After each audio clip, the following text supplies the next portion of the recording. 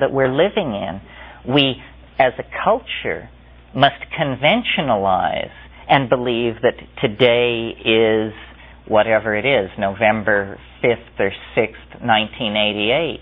But some of us are living in the 21st century, and some of us are living in the 18th century. And the goal, is to try and move all this forward. This is why it's funny, certain themes that have emerged in the Western mind are in fact very psychedelic, and one of them is the notion of progressivism, which is a pretty Western idea and quite psychedelic. It's the idea that things are getting better, or that things can get better. Most societies look backward toward a paradigm of a past paradise, and all effort is toward recovering this paradise. We're the only people who have this faith in progress, and it's quite strong in us, so strong that we barely question it. I remember the first time I was in Karachi, Pakistan. I was being hauled around the city in a rickshaw drawn by a guy with bare feet. I mean, it was a human-powered machine, and he spoke English, and we were scoring hash and this and that, so we got to know each other. And he said, in Pakistan, we understand what is wrong with the world. And I said, so what's wrong with the world? And he said, progress! That's what it is. We have to stop progress, which for me was quite a revelatory idea.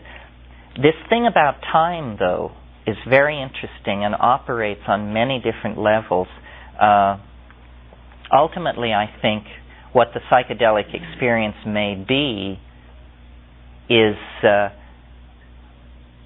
higher topological manifold of temporality. That the reason it is so puzzling and so familiar, so alien and so exalting, is that it is in fact mundane. It is in fact just us, but us sectioned through some higher spatial dimension. And if, for instance, you think about magic for a moment, let's think about the major identifiers of the magical act, such as psychic surgery, where your hand is plunged through the wall of the body cavity of a human being, and a tumorous organ is taken out, and no wound is visible. Typical and form of folk magic, much discussed. I'm sure you're all familiar with it. Or the more typical, or another form of magic, stage magic in this case. A word is written on an envelope, and the envelope is locked in a box, and the blindfolded magician is able to tell the audience what the word is in the envelope in the box. And these things are miraculous. We cannot conceive of how they could be done. But if you allow the possibility of a higher spatial dimension, then these things become trivial, because it means the body is open. There is a way that from the point of view of this higher spatial dimension, the inside and the outside of the body are on the same side, so no problem is posed by removing this organ.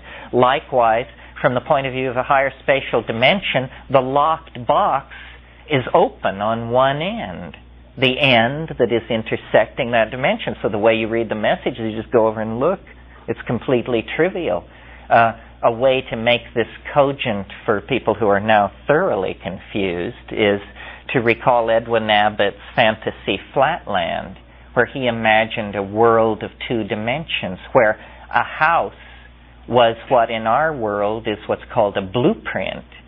And that was all you needed, was the blueprint. And you could live in the blueprint because you walked in, and once you had closed the door, no one in Flatland could come through that blue line and get at you. But of course, to those of us in 3 dimensions, we just lean over and look at the blueprint and put your thumb in the inside of Flatlander's living room, and from his point of view, from out of nowhere, an enormous thumb has magically appeared in his living room. Well, this shows how perfectly mundane situations on one level appear to be absolute violations of natural law on another level. And this is happening very much in the psychedelic experience because the mind is the cutting edge of the evolving event system. Yeah. Can you talk a little bit about the idea of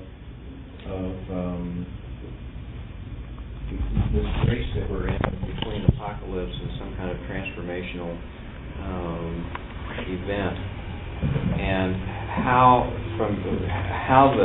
your experience in altered states has led you to believe or feel that there's some hope for changing that, and why? Well, I think it's clear that we're in a race between apocalypse and breakthrough. And I suppose breakthrough is the dark horse. Everything seems to be set up to favor apocalypse. It has the inside track. Except, of course, very few people would own up to saying that they personally want to die. You know, so why is it, if none of us really want to die, why is the overwhelming global cultural image one of inevitable catastrophe? I'm very optimistic. I really think history was for a purpose. I would not have not had it. I think it was useful, and that we must have learned something very important. What we learned that was so important, I'm not sure, but probably when we need it, we'll have it. I mean, maybe we need atomic weapons because a large object will be detected hurtling toward Earth. And if nature had not split off the monkeys 100,000 years ago and evolved intercontinental missile thermonuclear weapon delivery systems that we could use to destroy that asteroid, then all life on Earth would die. So what appears to us madness, our own dedication to the release of larger and larger amounts of energy for no purpose other than to destroy ourselves, is suddenly rescued from pathology and shown to be this tremendously foresightful thing, and thank God we did this because otherwise we'd all be dead and everything else would be dead. I don't seriously believe that, but I do think that we must have learned something very, very important. Perhaps cybernetics come in here. Perhaps this exoskeleton of mnemonic material that allows us essentially to freeze and record our entire culture. Everything is going into the data banks. One way of thinking about what's going on is compression of information. And history represents a compression of information magnitudes more accelerated than the evolution of life. And then 20th century history represents an even greater information compression. Information finally compressed to such a degree that it's like the singularity inside a black hole. You know, a black hole has at its center a place where the equations don't sum. In other words, where it doesn't make any sense. And the only conclusion you can reach is that at that point of so-called infinite compression or singularity, another universe bursts into being somewhere else in a greater and vaster cosmology. And then the energy equations balance. Well, it's as though mind is undergoing this kind of gravitational collapse, and information is being compressed to such a degree that eventually it will not all fit in the present. And then the information begins to move off into the only dimensions available to it, which are the past and the future. Exactly as if you fill a glass with more water than it can hold. Once it has more water in it than it can hold, the water begins to flow down the sides and out into the larger domain. And so I think that people who try to use history, which is usually male egos and male-dominated institutions, are actually tremendously frustrated. We don't see it that way because to us it looks like they win every battle, because they win every election. But because they win every election, it is their job to manage the situation. It's a case of, you want it? Here it is. And they have not a clue as to how to manage it. So their thing is all about the headaches of ownership, while our political point of view is pretty much about the headaches of disenfranchisement. But I think that there is some kind of event ahead of us in time, not far, on the order of 20 to 40 years, that is casting an enormous shadow back through the lower dimensional slice of being, which we call history, so that religions and mystical visions and the visions of revolutionary leaders are a response to flickering intimations of this transcendental object that is pulling intelligence out of the organic matrix of life on this planet in a process that is occupying 50 to 100,000 years. It's extremely unusual what's happening, and a process that creates a series of self-transforming bootstrap steps in a period of 100,000 years means it's a unique kind of phenomenon. There's never been anything like it on the planet. What it is leading toward is hard to say, but I know that its values are the values of life, connectedness, primacy of experience, and caring. And it is using the historical process to wire us all together in some way.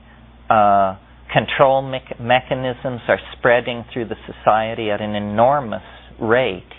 You know, it's interesting, one of the horror fantasies of the 1950s, which was when, you know, this conservative, straight,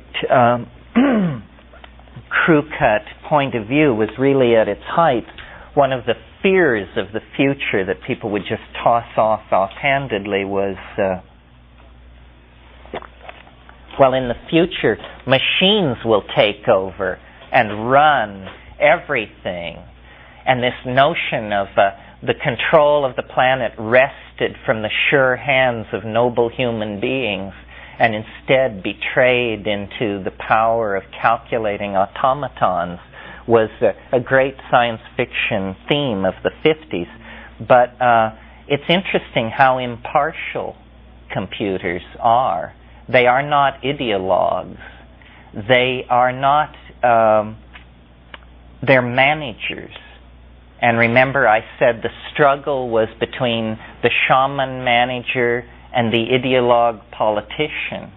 And so I think the cybernetic matrix is a tremendous tool for feminizing and radicalizing and psychedelicizing the social matrix. I see computers as entirely feminine. I mean, people have a reaction to this because they think that because men spend a lot of time around them and seem obsessed with them, that somehow it isn't feminine. But men have always been obsessed with the feminine. I mean, I think it was D.H. Lawrence who said what life is really about is men keeping women from ever suspecting how truly obsessed we are by them. So I think that this linking together, feminizing, cybernetic thing is part of the anticipation of this object at the end of time. What seems to be happening is we're all flowing together. When we keep talking about unity, globalism, completion, well, you're going to get what you ordered.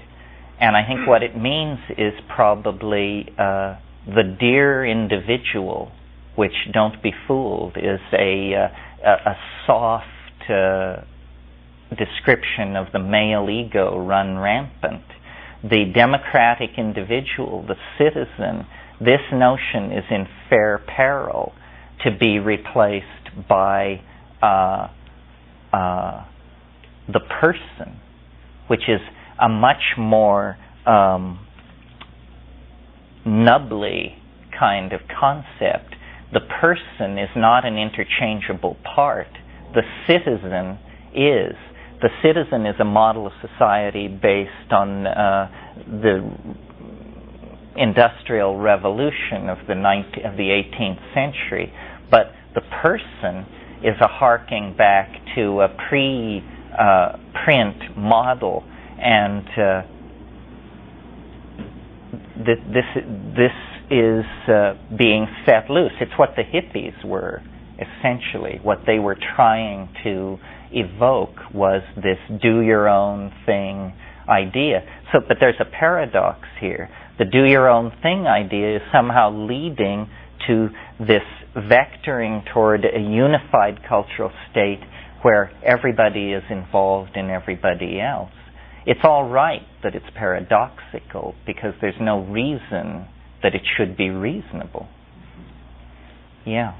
I wonder if you could address the difference between the LSD experience and mushroom experience, if there is a difference, and also your feelings about marijuana as an altered state. Well, the LSD experience is, I speak only from my own experience, of course, but to me it seemed more psychoanalytical than psychedelic. I was in my early 20s when I encountered LSD. Maybe I had more stuff, as they say, to deal with. But it was not a reliable visionary drug for me. It caused me to have funny ideas. It seemed mostly to be a thought thing, but not a visual thing. And somehow in my education, somewhere along the way, I had picked up this bias in favor of the visual channel. I wasn't satisfied with LSD. I wanted those things that Havelock Ellis describes, where he talks about, jeweled ruins and phosphorescent maidens in diaphanous gowns howling demon songs beneath a violet moon. And that was what I wanted, not funny ideas. And what I found, and I worked pretty diligently at it with LSD, I found that my most satisfying LSD experiences were while smoking hash. And that really did do something interesting, sent it skittering off in these wonderful visionary directions. But these things do have characters. And this is something probably worth talking about in this group, that at low doses, everything seems like everything else. In other words, a little mescaline, a tiny amount of LSD, a little bit of MDMA, a tiny tad of psilocybin.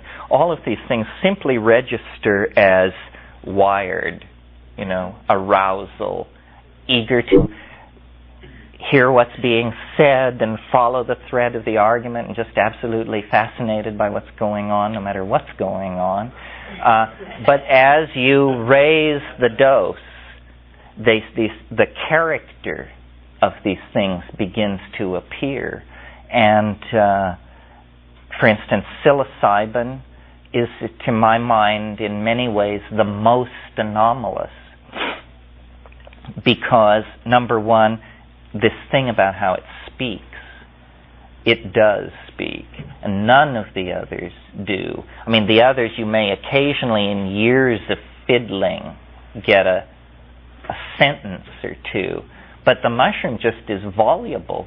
It just comes on and raves, and sometimes and people have said to me, it really does rave. I mean, it's not a calm, it's not a go with the flow rap.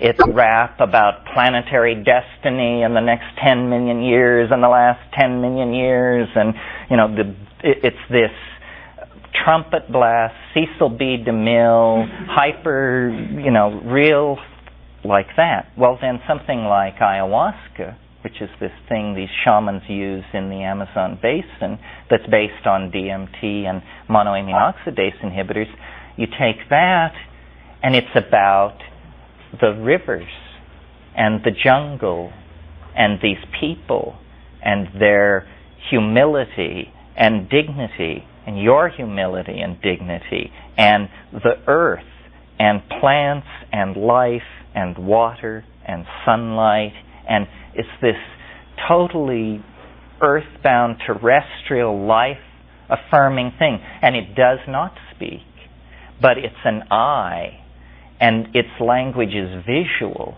And after an ayahuasca trip, you just feel like your eyes are literally bulging out of your head. I mean, you've spent 6 hours looking, just not really doing anything else but looking. Well, then something like Datura has this watery, magical, forgetful, kind of witchy, occult quality. It's, shadows, and a peculiar quality of erosion of your own attention, so that, no matter who you are, you find yourself wandering through empty colonnades and under a sky pregnant with the possibility of rain. I mean, it's this strange, de Chirico-esque kind of landscape. DMT has another quality. It seems to convey you into just a world of utter outrage, where all linguistic, sensory, and analytical machinery is just brought to a screeching halt. So it's important to learn what you like and to learn what you can put up with. Someone at a recent weekend who takes mushrooms quite religiously and quite regularly, and I said, does it ever get easier? And he said, no, it never gets easier. Each time what I pray as I go into it is, please let me be able to stand a little bit more. Because, finally it is the real mystery. So the only way your relationship to it can end is by you averting your gaze. Because no human being can gaze into it endlessly, because it is, it is what it says it is. It is the other. I was groping for the Hebrew, but not finding it. Yes. Yeah. Just want to follow up on that question a little bit. Stan Grof describes LSD as a non-specific amplifier. And by that he means it amplifies what's already existing in the psyche. And he uses this metaphor that LSD serves as a kind of telescope or microscope, in that it does not itself produce the experience, but rather it enables you to have an experience that's already there in potentia, latent in your psyche. And I just wonder if you could comment on that, since you just now described the various psychoactives as having a character. So in his framework, would you disagree with it, or would you say that the various telescopes are tinted with a certain lens, or how would you sort of reconcile? Well, at the beginning of your question, you characterized LSD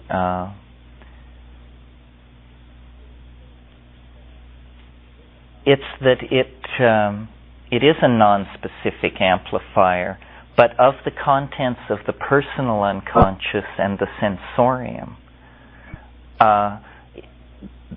What people notice about LSD is either what's right or wrong with themselves, or how freaky the world is.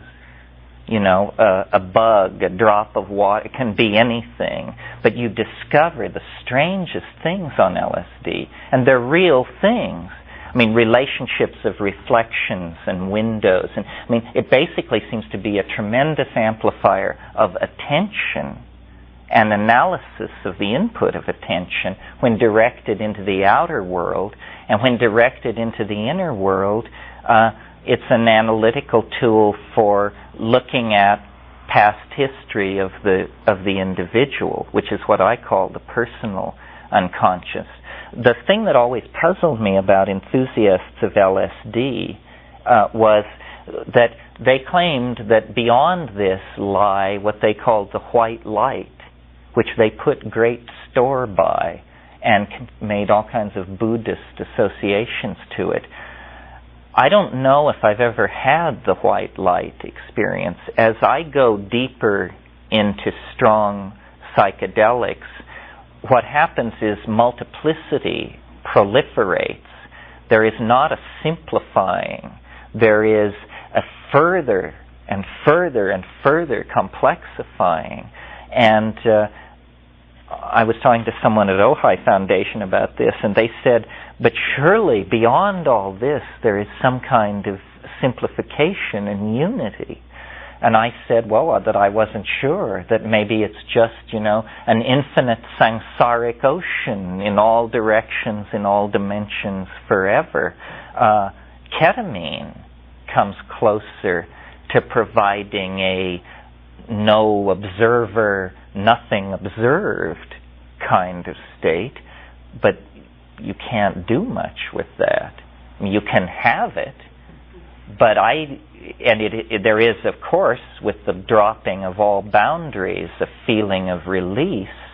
But what I'm interested in are bringing back artifacts to share with the tribe, and I've accepted that they will come in the form of either things that can be painted or things that can be said.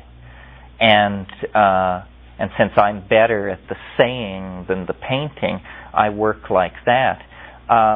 Stan is a good friend of mine. We've talked about this over the years. I just can't confirm his maps of the psyche. I don't see those states occurring along a continuum the way that he says they do. I think it's much more chaotic, and that if his categories work to facilitate psychotherapy, then that's good, because that's what he's interested in. In other words, I see his maps as very, very provisional and useless and useful for navigating. But I doubt that when we get the final maps, if we ever do, that they will bear terrifically much resemblance to that. And I think he would agree with that. I mean, we're not at loggerheads about this. Anybody who works with psychedelics, their ultimate position is that, hell, they don't know. And on that note, why don't we go to lunch, and we will reassemble at 2 o'clock. If you're new to the neighborhood, Haight Street is 2 blocks down Ashbury, and there's a plethora of restaurants to choose from down there. Okay, I think we're all here, or people are pulling together.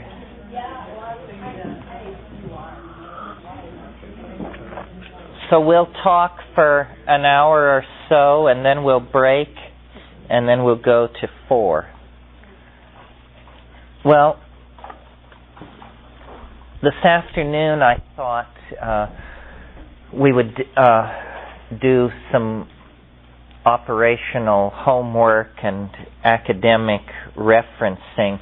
One of the most important things about all of this that we've been discussing is to get the information straight, to be as well informed as possible. I mean, it's as important to be well informed in this area if you're going to do it as it is to be well informed about procedures in skin diving and that sort of thing if you're going to do that.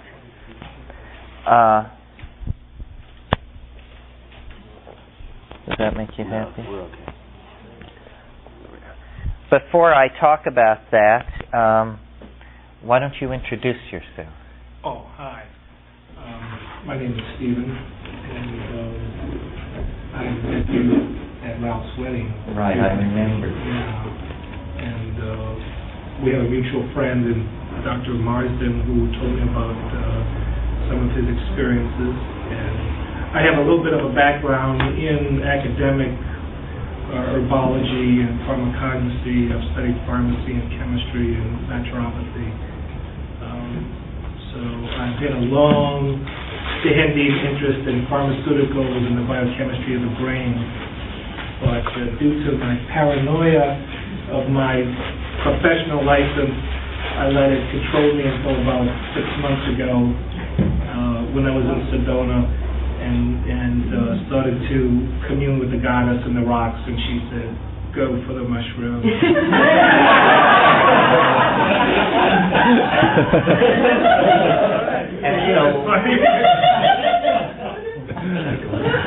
And so what do you do for a living now? Well, I basically did not tell the Department of Defense that I'm employed with about these experiences. I'm a director of pharmacy services for the military at Ford and the city of Monterey. So we have welcome. Maybe you should tell them. I don't think you're not ready for it. Maybe you could spike their punches. Well, boring from within is always an effective strategy, maybe the only effective strategy when you're as few in numbers as we are. Well, welcome. I'm sure that whatever we said that you missed will be said again and is on tape.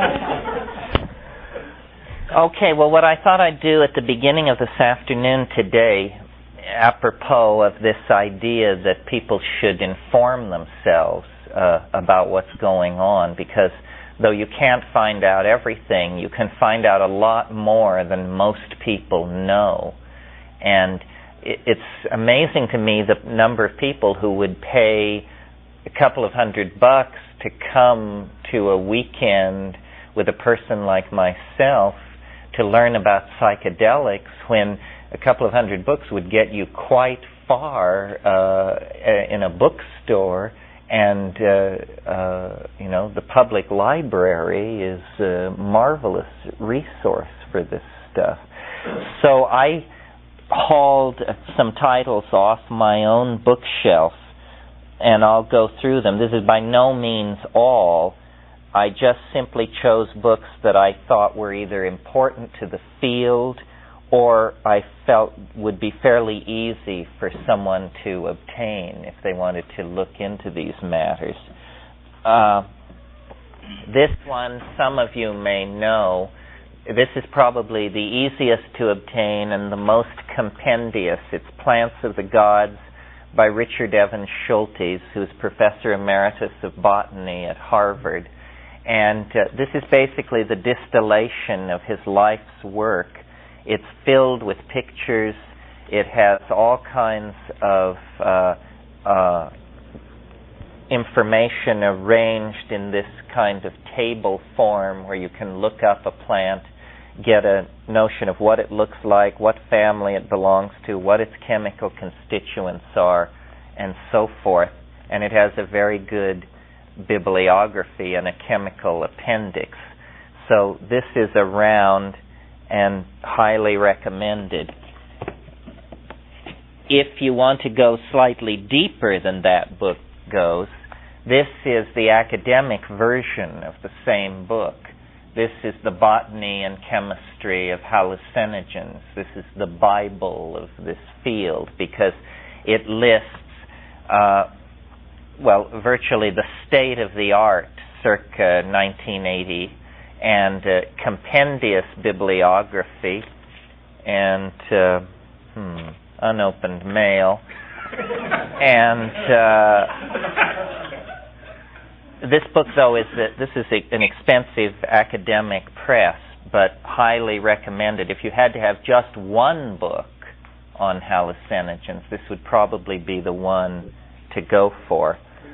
It's also by Richard Evans Schultes and Albert Hoffman, who some of you may know as the discoverer of LSD and the man who first characterized and synthesized psilocybin.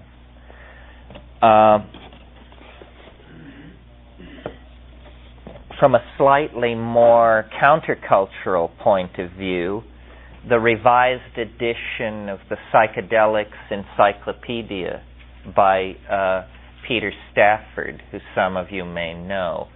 And again, this is an effort to be compendious. No one of these books should be taken as gospel. I mean, you want to get it from several different sources before you conclude any given fact is true. But this book is published by Tarcher in L.A. I think this is a fairly easily obtained book. Is that in unison? I did talk to him at the Transpersonal Conference, and he said he was coming out with a revised edition. That'll be, this is the second edition, and he's going to do a third edition. Yeah.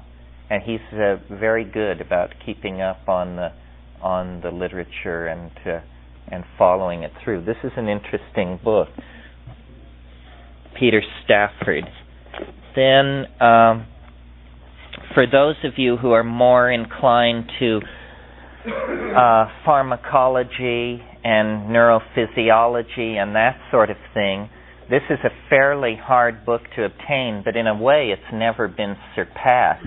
This book is called The Hallucinogens by Hoffer and Osmond. And there was never a revised edition after 1965.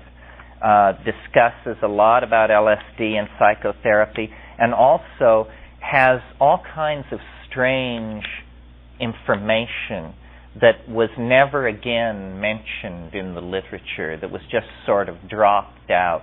So you can read here about, for instance, the hallucinogen dimethyl sulfoxide, where you drink 8 fluid ounces a day for 5 successive days, and then the onset of hallucinations begin that are supposedly quite spectacular. It's just that the notion of drinking 8 fluid ounces of this bizarre chemical compound is not too appetizing. I doubt it. I think you probably have to have a scientific book searcher hunt this one down for you. Hoffer and Osmond, the hallucinogens. And then for sort of the state of the art, in a simple one in one book, is Solomon H. Snyder's book, Drugs and the Brain. And it doesn't simply address hallucinogens. It talks about all kinds of drugs, but explains the mechanism of drug activity, the notion of the lock and key activity of the drug molecule to the synaptic cleft, and it gives you a short basic course in neurology. And Saul Snyder is one of the giants of psychopharmacology, Nobel Prize winner, so forth and so on. So, Drugs and the Brain by Solomon Snyder. Let's see here. Here's another book, somewhat on the line of Snyder's book. This is one of the most recent books written on hallucinogens. It's by the editor is Barry Jacobs. Hallucinogens, Neurochemical, Behavioral, and Clinical Perspectives. And as my brother said, all of the uninteresting perspectives are covered here very thoroughly and in detail. And what these books are good for, besides whatever they say, is that they contain excellent bibliography. So tracing a particular problem, you go to these books, and then they direct you to the journal articles that give you what you want to know. Most of the literature of psychopharmacology is in journals, which you will never, as a layman, encounter unless you go to medical libraries and attempt to see these things. Things like Lloydia and, Acta Neurologica and all of this, the Journal of Psychopharmacology and this sort of thing. But you can be directed to the, some of these journals cost as much as $200 and $300 a year to subscribe to. So if you don't want to do that, the bibliography directs you to the articles you need, and you just go to the med library and Xerox them out.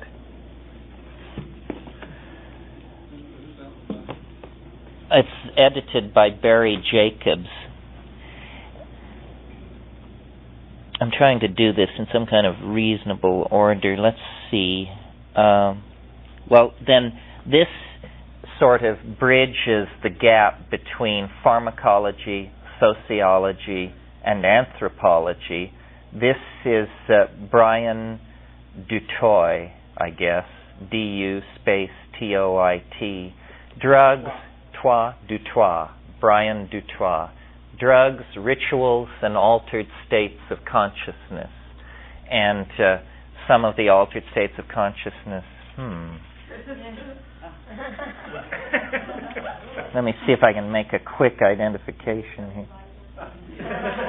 I think this is actually Banisteriopsis russbiana, which is a rare admixture plant, contains DMT, but has the lanceolate leaf end that distinguishes it from Banisteriopsis caapi. Probably could do 10 years for the book. The publisher on this one is a weird one. It's Balkema, Balkema of Rotterdam. So it's a Dutch publisher. The author's name is Dutoit, D-U-T-O-I-T. Yeah, this is a good one. And so then, sort of moving out of the realm of pharmacology and psychology and into the specifically anthropological stuff, this is one that a number of various contributors. Alternate States of Consciousness, Multiple Perspectives on the Study of Consciousness, edited by Norman Zinberg of Harvard. And this deals not only with shamanic drug usage, but the heroin subculture, and a number of different things. Urban drug cultures are discussed as well. Mostly a sociological perspective here. Zinberg. And then moving into the more specifically anthropological stuff, in what order? Let's see. Well, here's my favorite one. Before he got into drumming, Michael Harner edited this book, Hallucinogens and Shamanism, Oxford University Press, available in print, in paper. And a number of writers contributed to this. There are about 3 articles on ayahuasca that you just will not find anywhere else. 4 articles. Articles on peyote. A wonderful article by Henry Munn called The Mushrooms of Language. Just a classic article on mushrooms. So this I highly recommend. No, Hallucinogens and Shamanism. Is there a book in the Bay, a bookstore in the Bay Area that possibly might have most of these? Well, to have most of them, that would be a breakthrough. The place I would start would be Moe's in Berkeley, and then black oak in Berkeley, and then green apple in the city, and you just basically Pellucidar in Albany, the better bookstores with large inventories of used books. Yeah, they have a drug section at Shambhala. They didn't have very much. Well, it's because they only have, or mostly have, in-print books. Most of these books are not in print and have to be searched for. This may be. I don't know. I haven't kept up. A sort of similar book, but by a different author, is Flesh of the Gods, The Ritual Use of Hallucinogens, by Peter First, who's an anthropologist who made his reputation among the Huichol in Mexico. And this is, again, articles by